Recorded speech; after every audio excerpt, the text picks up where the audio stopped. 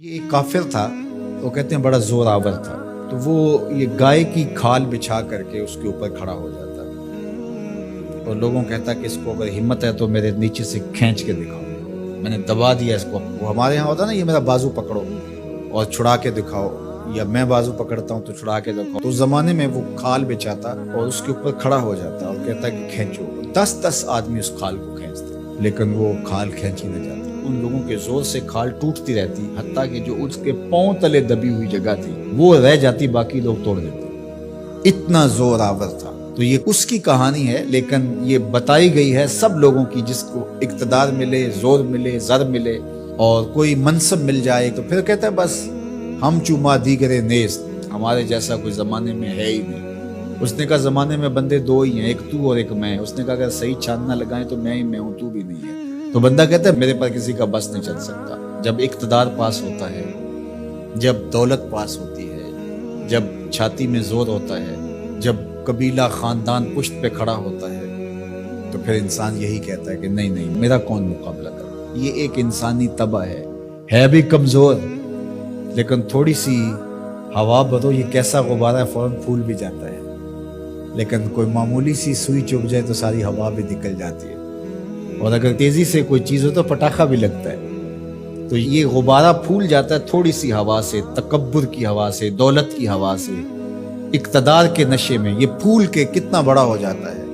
اَيَحْسَبُ أَن لَّن يَقْدِرَ عَلَيْهِ أَحَدٌ، کہتا ہے میں اتنا بڑا ہو گیا ہوں، میرے اندر اتنی ہوا ہے، میرے اوپر کسی کا بس کیسے چل سکتا ہے۔ یقول، وہ کہتا ہے اہلکت مالا لبدا، میں نے ڈھیروں مال فنا کر دیا۔ جب وہ مال نمائش میں خرچ کرتا ہے تو پھر اس کی تصویریں بھی جاری کرتا ہے، پھر لوگوں کو بتاتا بھی ہے، دیکھو میں نے یہ گھر کا گیٹ لگایا تو کس کے کتنے پیسے لگ گئے، شادی پہ میں نے اتنے کی آتش بازی کر دی۔ پہلے تو کہتا ہے میرا کوئی بگاڑ نہیں سکتا، میں طاقتور ہوں، میں بڑے بڑے ڈاکٹروں سے علاج کروا سکتا ہوں، کوئی مجھے تکلیف نہیں پہنچا سکتا، میرے اثر و رسوخ بہت سارے، کچہریاں میں خرید لیتا ہوں، تھانے میں خرید لیتا ہوں، کیسے ہو سکتا ہے، میں طاقتور ہوں، میرا اثر و رسوخ بہت ہے۔ پھر کہتا ہے میں نے فلاں معاملے میں اتنا مال لگا دیا، اتنا مال فلاں لگا دیا۔ وہ اپنے مال کے فضول خرچ پر لوگوں سے داد لے رہا ہوتا ہے۔ اللہ اکبر۔ اَيَحْسَبُ أَن لَّمْ يَرَهُ أَحَدٌ، یہ اس کی ساری بات بیان کرنے کے بعد اب یہ دیکھیے، اَيَحْسَبُ،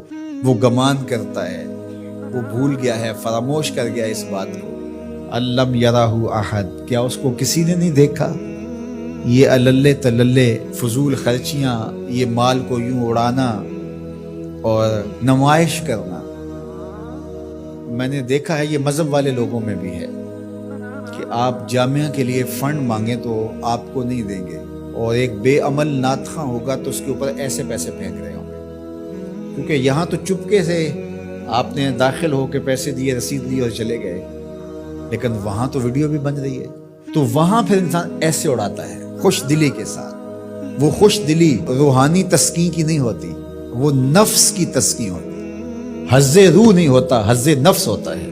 اگر اسلام کی روح اور قرآن کا مطالعہ ہماری زندگی میں آ جائے اور قرآن جو بتاتا ہے وہ ہم سمجھ جائیں تو زندگی نور علی نور ہو جائے، ہم پھر اللہ کی مخلوق کے لیے نرم دل ہو جائیں۔ کل اب جس طرح باپ بیٹوں کے لیے ہوتا ہے، اس طرح حضور علیہ السلام کی امت کے لیے ہماری شفقت ہونی چاہیے۔ فرمایا یہ ایک دیوار کی طرح ہے۔ اسلام کی تعریف کیا کی گئی ہے؟ مسلمان وہ ہے کہ جو رات کو 100 نفل پڑھتا ہے، مسلمان وہ ہے جو دن کو اتنے پارے ختم کرتا ہے، نہیں، المسلم من سلم المسلمون من لسانہ و یدہ، مسلمان وہ ہے جس کے ہاتھ اور جس کی زبان سے دوسرا مسلمان محفوظ ہے۔ تو کیا ہمارے ہاتھ سے، ہماری زبان سے دوسرے مسلمان محفوظ ہیں؟ آج ہم دوسروں پر کیچڑ اچھالنا اپنی ذمہ داری سمجھتے ہیں۔ آج کا سوشل میڈیا بھرا ہوا ہے دوسروں کے عیوب کو اچھالنے کے لیے۔ آج ممبر و محراب سے بھی مجھے معاف کرنا، جس طرح کے درس اور سبق دیے جا رہے ہیں، سچی بات ہے کہ وہ رسول اللہ کا دیا ہوا دین نہیں ہے۔ قرآن ہمیں بتاتا ہے تم ایسے بن جاؤ کہ تمہارا وجود نافع ہو، جدھر سے گزرتے جاؤ خوشبو پھیلتی چلی جائے، تمہارے انفاس کی مہک سے اجالے ہوں، تم فارمی چوزے نہیں ہو کہ ہر وقت اپنے ہی آرام کی تلاش میں رہو، تم لوگوں کو راحت پہنچانے کے لیے ہر وقت مستعد اور فعال رہو۔